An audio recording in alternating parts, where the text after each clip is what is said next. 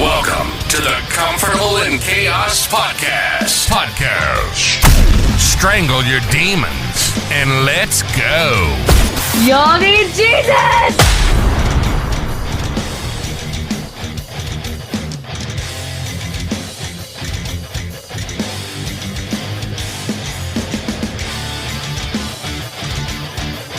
Give it away, give it away, give it away now. Give it away, give it away, give it away now. Little red hot chili peppers on the Comfortable in Chaos Podcast. I am your host, Eric Hellberg. We're living a month and a day, man. It's going by so fast. And we're like Einstein here. We have no special talents. We're just passionately curious about all things pertaining to men. How in the hell did we get here, meaning you and I, and where is it that we want to go? What is it that we're giving away? We know society is in a nut roll. We're deluged with informational sources, most of them saying that men have bequeathed their manhood. Men don't know how to be men anymore. Hell, Candace Owens, she's flat out now just did a recent message saying women are skanks. They're perverse. They're filthy. They're degenerate. Everything that used to be lamented towards the men. Well, it now seems that in some respects, women have taken that posture. I don't know.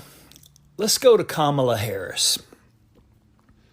When her and her husband were dating, was it Kamala that brought the flowers, picked him up, gave the chocolates, took him to the movies, went out to dinner, paid for it, did all that?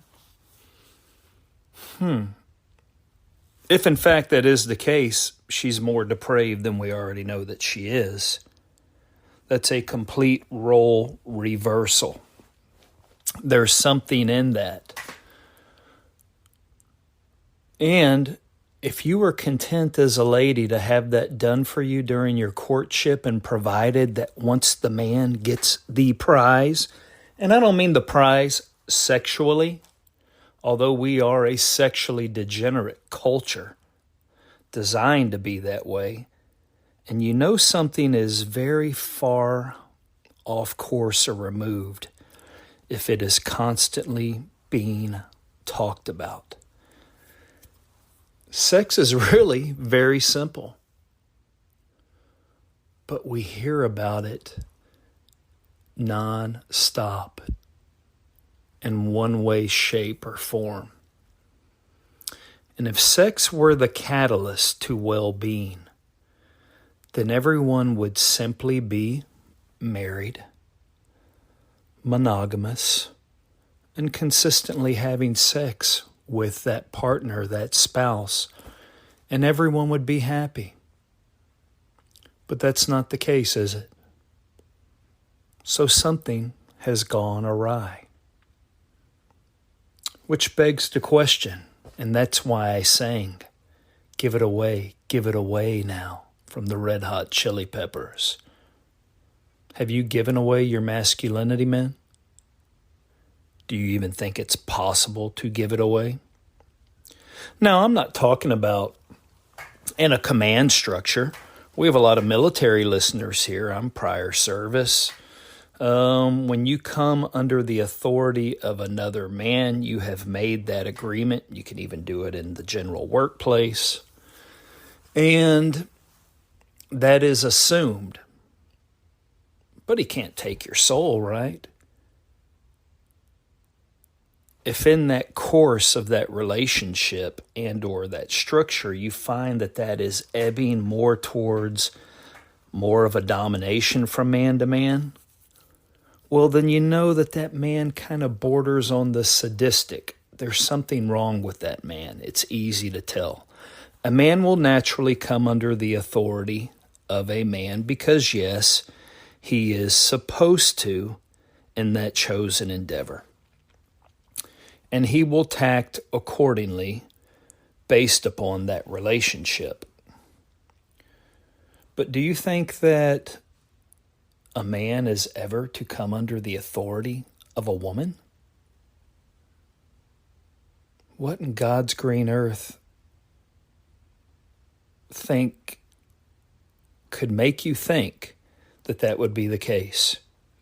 Now, we can sure act that way, but it doesn't mean that it's correct. You can be forced into that compliance, but that does not mean that it is correct. Your masculinity is your gifting from the Lord above, who made you as a man. Let's go back to yesterday's episode. We talked about being lukewarm, whereby Christ will vomit you out of his mouth. Have you ever been around or been engaged in your life as a man? Let's be honest with ourselves, because I have. Where your inside didn't match your outside. Meaning, yeah, men have feelings too, albeit different from ladies. Realize that, women. What's your feeling on the outside? What's your feeling on your inside is not necessarily what you're demonstrating to the world at large. Excuse me. So what I'm saying is what you know to be true about yourself is not in actuality what you are portraying to the public. And why? If you have belied your masculinity, that could very well be the reason. Let's delve further into yesterday's episode. Remember, Lloyd Austin went AWOL. So Kathleen Hicks had to step in as his Undersecretary of Defense. Okay, well, she's now in charge of everything in the Pentagon. All those general officers, all those staff officers, maybe one or two of them. Several of the staff officers are women, but the overwhelming majority are men. Well, they have settled for that situational leadership. That definitely is not being done in the home, but it is in the secular space. And so Kathleen Hicks now has authority over these people. In essence, she really has the authority that these men provide, and they will take their guidance. But then what they will do is they will commensurate amongst themselves and say, okay, here's how we're going to get this done. Here's what's going to happen. We have our loose guidance from this lady. And I will tell you, in many respects, men are in those situations all over America and all over the world. And there's a great deal of them who actually resent it because it is not the woman's normal position. And you're going to say, it's not? No, it's not. Now, can you take trusted advice from a female boss, certainly from your spouse and or your partner? Absolutely. But are you going to allow a woman into headship whereby your well-being, body, mind, and soul is at stake? If you do, and you have, be careful. You're just setting up the fall. You are setting up the fall. Take, for example, a spouse. Trusted advisor, yes. Helper, yes. But you take authority over a child. When you take authority over a man as a woman, you emasculate him. You make him into a child. And therein lies a problem. Now you're saying, what type of woman would want to do that? Especially if, like we mentioned earlier, There was a courtship. The man brought the roses. The man brought the candy. The man paid for everything. The man took the lady everywhere. And she was perfectly fine in being the adorer and receiving that. But now the tables have turned.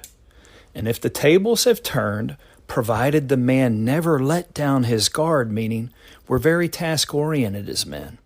We like to start and complete things. If you circumvent a man in the course of completing his duties, you are dishonoring a man and you are emasculating a man.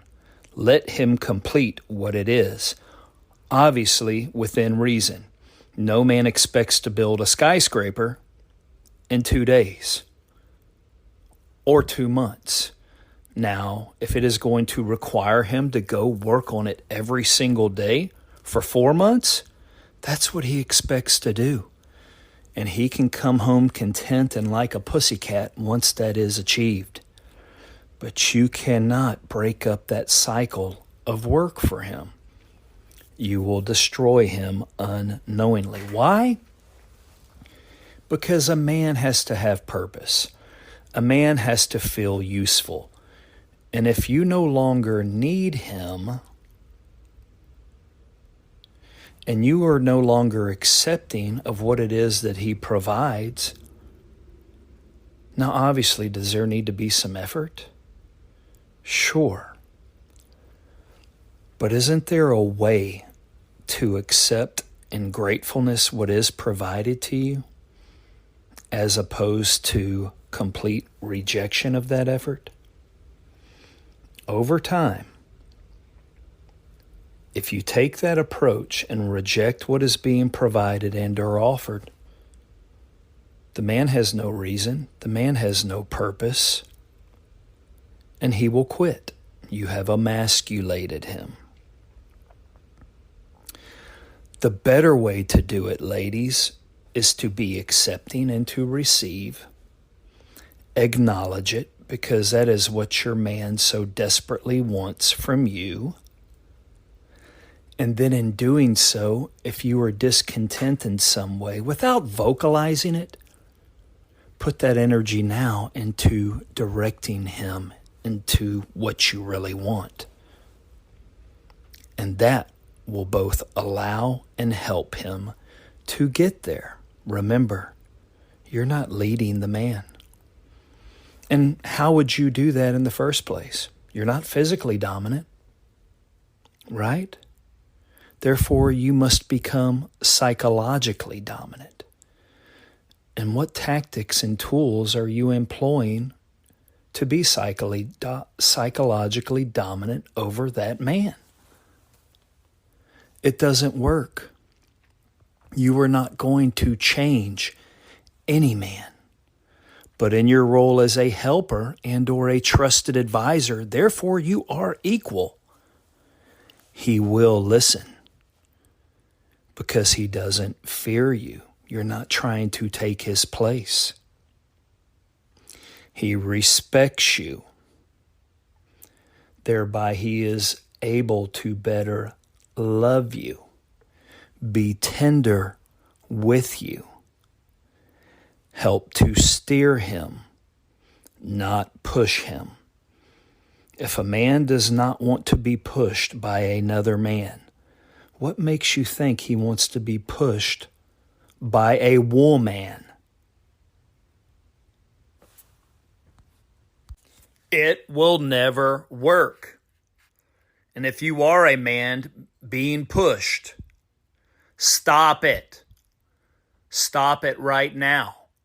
And if you're a woman who is pushing a man, stop it. Stop it right now. Where in God's green earth has this come from? Now you can go back and say, pain concealed is pain unhealed. We all come from somewhere. Many of us did not have good examples, both on the male side of the house as well as the female side of the house. I mean, hell, that's even within our own Christian bodies. That's why you go into churches now and you see so many effeminate men. Do they look masculine to you? I'm not talking the overt masculine guy, whatever society defines that as now. I mean, does he need an eagle globe and anchor on his right shoulder and a beard in order for him to be deemed masculine? No, there is an aura, there is a presence, there is an energy. But so many of our men today are lacking that. So did they never get it in their grooming and in their teaching from other men? I'd venture to tell you, yeah, that's very much the case. So they're left alone. They figure it out on their own. And then what if they're now making headway? Well, then they go off into the world. And as Candace Owens has said, it has become utterly perverse. Everything has changed. Well, let's do a case study. Let's say a woman comes from a violent background. Let's say she saw all kinds of abhorrent things in her childhood. Let's say a man came from an unfeeling background. Maybe he was left in a void. Hell, I was certainly one of those. How are those two, if they are attracted to one another, going to come together and truly make a holistic, sincere go of it without dealing with those things? I'm going to tell you right now that it is impossible. It is absolutely impossible. Now, we have produced a new generation of women. Many of them are very, very smart.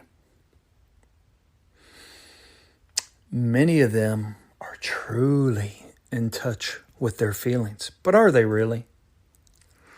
Are they really? All right. Well, we've heard it so much on the male side of the house. I mean, look at it in the wild.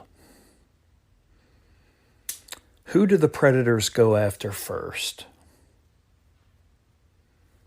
The weak, the young, the diseased.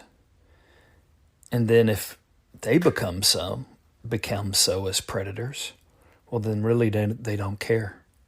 That's when you border on the psychopathic and they lash out literally upon everything because they are now incapable. But I would venture to tell you that in today's environment, women may in fact not be looking for that if they're truly looking to be dominant. What they may be looking for actually is someone competent, someone who is perceptive, someone who they can actually adequately joust with. I mean, it's no different than for a man. Why would a man physically fight and or harm someone that he is superior to? There's no need for that. That contest is already solved. But for these women today, that's exactly what they do. Now, granted, if you are experiencing this dynamic in any form, we know this show is for young men. This show is for men my age. This show is for men older than me. We're designed to come into communion with a spouse and spend the rest of our lives together. So no matter where you are in that process, I did 3 episodes on dating, and or you are firmly in your marriage of a certain duration, wherever you're at on that spectrum, no woman would assume that role and or act in those ways if she were relationally whole. Vice versa. No man would accept that role for himself unless he was not relationally whole. And as long as both parties remain that way, they are simply going to point the finger at one another and continue to find flaws. And so you either make the decision, I'm done with this, I'll learn more, mature, become more spiritually grounded, approach this subject later, and or you don't. Now I'll tell you this, it only takes one. If two people truly want to be with each other, but one, for lack of a better term, is going to remain obstinate, it only takes one.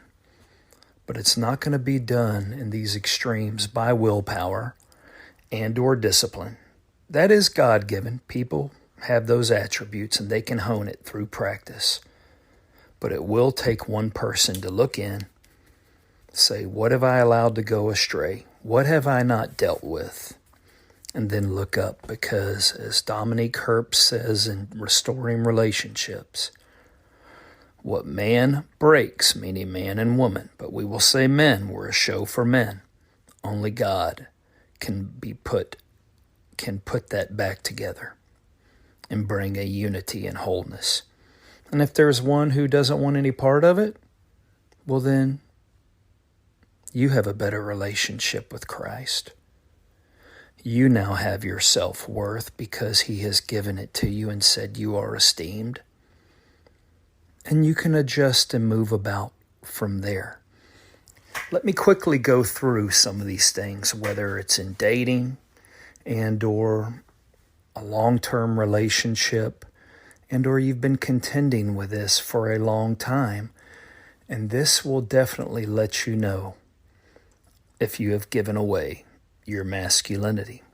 And I just described to you that you men can get it back. And it is imperative that you do so, or else nothing will ever change. God gave this to you for a reason. It is time for us to grab it, hold on to it, and move in accordance with biblical masculinity. If you have ever experienced anything like begging and groveling with someone you care about to achieve an outcome, that's a sure sign. If you're constantly having to minimize a threat, i.e., the enemy is at the gates, that is a sure sign. If the perception is there from time to time that your loved one or that the one you care about is your enemy, and or you're always walking through a minefield, and or that there are traps being set for you, that is a sure sign. And what does that promote? It promotes a fear, an embarrassment, a shame. If you're always having to contend with these type of feelings and or the anxieties that they bring up, that is a sure sign. That is not your manly role. And I'm here to tell you because I have done it. It's your fault. You gave it away. Now let's reclaim our masculinity that was given to us by the good Lord above. So until next time on the Comfortable in Chaos podcast, I am your host, Eric Hellberg, and I bid you bon voyage, my burgeoning flock. Until next time, like and subscribe to the Comfortable in Chaos